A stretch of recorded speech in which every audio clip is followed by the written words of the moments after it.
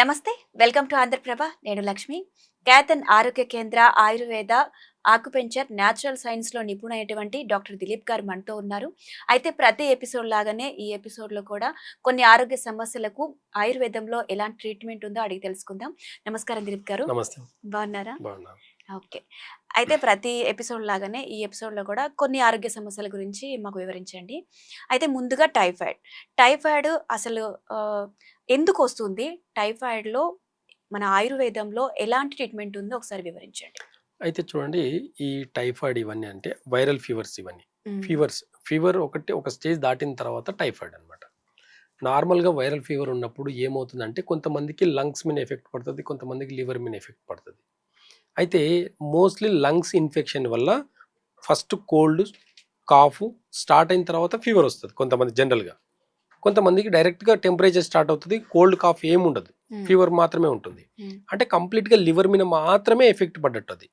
కాబట్టి నార్మల్గా ఏదైనా ఒకటి ఇన్ఫెక్టెడ్ అయిందంటే లోపల తన ఆర్గాన్స్ని ఇన్బ్యాలెన్స్ అయింది అంటే ఆటోమేటిక్గా లివర్ ఇన్బ్యాలెన్స్ అయింది. ఇప్పుడు లివర్లో ఎక్సెస్ హీట్ వచ్చింది అనుకోండి, అది నిజం చెప్పాలంటే ఒకలాంటి టెంపరేచర్ అనేది ఆటోమేటిక్గా రేజ్ అవుతుంది. అది నార్మల్గా ఉండే టెంపరేచర్ కన్నా ఒక 101 100 దాటిందంటే 100 నుంచి 105 మధ్యలో ఉంది అంటే అది ఫీవర్ అని చూస్తున్నాం. అయితే ఎప్పుడైతే ఇది అన్కంట్రోలబుల్ అంటే కంట్రోల్ తన బాడీ తన లివర్ కెపాసిటీ తను దాటిపోయింది అంటే అది ఒక స్టేజ్ నార్మల్ ఫీవర్ కన్నా మించి ఒక టైఫాయిడ్కి వెళ్ళిపోతుంది అనమాట. కాబట్టి ఇక్కడ టైఫాయిడ్కి భయపడాల్సిన పని లేదు, నార్మల్ వైరల్ ఫీవర్కి భయపడాల్సిన పని లేదు, ఎలాంటి డెంగ్యూకి కూడా భయపడాల్సిన అవసరం లేదు. జస్ట్ చాలా సింపుల్ రెమెడీ చెప్పాలంటే నేచర్లో ఇప్పుడు చాలా ఒక చిన్న టెక్నిక్ చెప్తాను ఎలా తగ్గించుకోవాలి దాని గురించి. ఇంట్లో మన ఇంటి చుట్టుపక్కల ఎక్కడైనా సరే ఇంట్లో డాగ్స్ అయినా సరే, బయట డాగ్స్ అయినా సరే, పశువులు ఏమైనా ఆవులు ఇవన్నీ కూడా చూడండి, లోపల ఎలాంటి ప్రాబ్లమ్స్ వచ్చినా ఫస్ట్ తను చేసే పని ఏంది తెలుసా? తినడం ఆపేస్తుంది. అంతే. ట్రీట్మెంట్ ఇక్కడ అదే. ఇంకా తనకు లోపల తనకు ఫీవర్ రానివ్వండి, ఇంకా స్టమక్ ఇన్ఫెక్షన్ రానివ్వండి, వాట్ ఎవర్ ఏది వచ్చినా ఫస్ట్ తను చేసే పని, ఎనిమల్స్ అన్ని చేసేది ఏంటి అంటే ఫుడ్ అనేది నువ్వు ఎంత మంచి తనకు కావాల్సిన ఎంత మంచి ఫుడ్ తనకు ముంగట పెట్టినా అవి ముట్టను కూడా ముట్టవు, స్మెల్ చేసేసి వదిలేస్తాయి, తినవు. అది మానవుడు చేయాలంటే భయపడతాడు. ఇదే మానవుల పిల్లలు చేయాలంటే ఇంకా తల్లిదండ్రులు భయపడతారు పిల్లలు చేయాలంటే. యాక్చువల్గా పాత పద్ధతుల్లో కూడా ఫీవర్ రాగానే ఏం పెట్టకపోవడం, 2-3 రోజులు పస్తుండడం చేసేవాళ్ళు. Fasting best remedy. అందుకే నేను చెప్పబోయేది ఏంటంటే ఈ ఎనిమల్స్ చేసే పద్ధతి వాటిని అబ్జర్వ్ చేయండి మీరు. వాటికి ఫీవర్ వచ్చినా కానీ వాటికి కూడా అన్ని డిసీజెస్ వస్తాయి. అలా ఇంటర్నల్ ఆర్గాన్స్ ఉండే ప్రతి జీవి కూడా ఫాస్టింగే చేస్తాయి. కానీ మానవుడు మాత్రం ఏం చేస్తాడు తెలుసా? కరెక్ట్గా టైఫాయిడ్ అన్నప్పుడు, ఇంకా ఏదైనా ఫీవర్ వైరల్ ఫీవర్ అన్నప్పుడు ఏం చేస్తారు? పాలు, బ్రెడ్, ఇంకా తినరాని ఫుడ్ అంతా ఆ టైంలోనే తింటారు. అంటే యాక్చువల్గా ఆ టైంలో ఫుడ్ తీసుకోకపోతే మరీ నీరసం అయిపోతారు అన్న ఫీలింగ్ ఉంటుంది.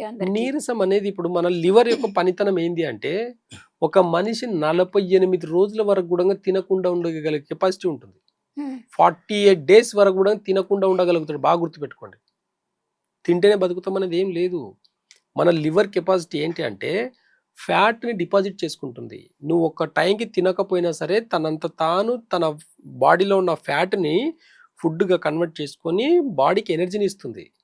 ఆ ఫ్యాట్ అంతా కూడా నువ్వు ఫాస్టింగ్ చేస్తే ఏమవుతుందంటే బాడీలో ఉన్నదంతా కూడా వేస్ట్ ఫ్యాట్ అంతా కూడా క్లెన్జింగ్ అవుతుంది.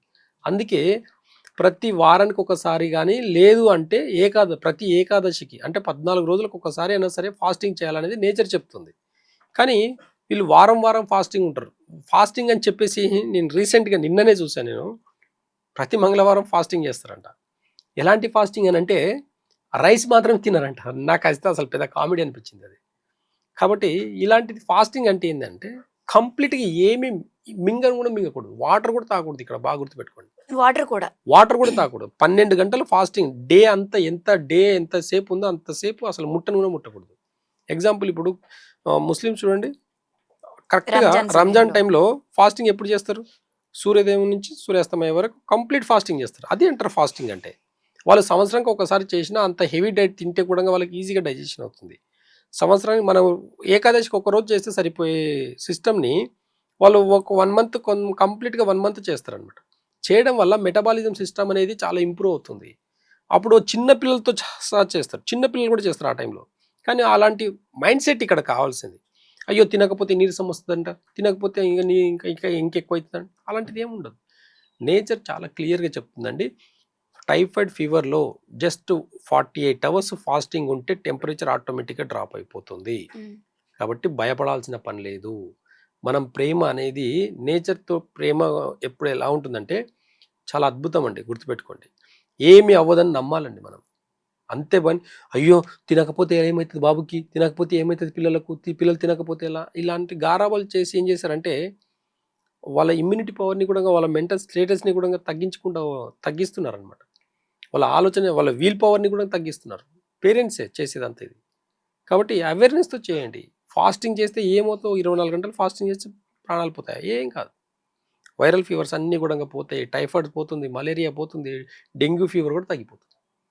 నేచర్లో ఫీవర్ అనేది డిసీజ్ కాదండి, జస్ట్ ఒక సిమ్టమ్, బాడీ ఎలిమినేషన్ ప్రాసెస్ అంతే. అది కాఫ్ కోల్డ్ ఎట్లయితే అవుతుంది, ఇప్పుడు కోల్డ్ అయింది, లోపల లంగ్స్లో ఉన్న ఫ్లమ్ అంతా కూడా నోస్ ద్వారా బయటికి వస్తుంది. దాన్ని ట్యాబ్లెట్ వేసి లోపల స్టోర్ చేయాల్సిన అవసరం లేదు మనకు. పోతుంది, ఒక్కరోజు పోతుంది, 2 రోజులు పోతుంది, 3 రోజులు పోతుంది, ఒక 1 వీక్ తర్వాత ఆగిపోతుంది, అంతే తప్ప అలా లైఫ్ టైం కోల్డ్ ఉండదు కదా ఎవరికి. నేచర్ తనంత తాను బ్యాలెన్స్ చేసుకునే గుణం ఉంది బాడీకి. కాబట్టి టైఫాయిడ్కి కూడా భయపడాల్సిన అవసరం లేదు. జస్ట్ ఫాస్టింగ్ ఉంటే సరిపోతుంది. లేదు ఫాస్టింగ్ ఉండలేము అని అంటే జస్ట్ ఒక మార్నింగ్ ఒక అల్లం రసం, ఒక చిన్న అల్లం ముక్క తీసుకొని దానిలో కొంచెం పిప్పల చూర్ణం వేసుకొని కలిపి మార్నింగ్ ఒక డోసు, ఆఫ్టర్నూన్ ఒక డోసు, ఈవినింగ్ ఒక డోసు, 3 డోసెస్ వేసి ఒక 2-3 డేస్ వాడితే ఎంత వైరల్ ఫీవర్ అయినా సరే, ఎంత టైఫాయిడ్ ఫీవర్స్ అయినా సరే చాలా ఈజీగా తగ్గించుకోవచ్చు.